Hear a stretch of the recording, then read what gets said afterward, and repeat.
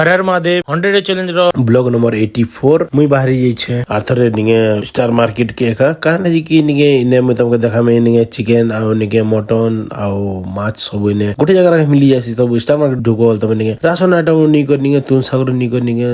chicken mutton सब मिली जीवा तो हेटा देखाबे जोजे तो तुम वीडियो बनी कर था चीज मन अछि मोटर में रखाई छिटा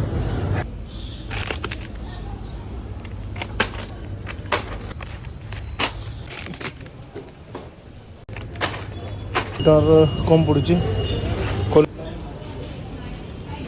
अंडा मैंने रखीचन चाउल दाल इटा जिते भी अच्छे लूज आइटम जिते दरकार नहीं छौ चूड़ा नुनी कर गुड़ नु सब मिलसी ने इने देखिबे तो लूज रो नि चॉकलेट नु मिलसी मुई पहुंचे छे नॉन वेज सेक्शन के तापर इटा रेड नटा देखि परतबो माछ मैंने रखाई छे चिकन और मटन इना एक संग सब मिलसी जिन जगह तापर इन नि कलजा टिरचा जिते भी सब नि अलग अलग रखी दिसन तमरि से तमे निकर जीवो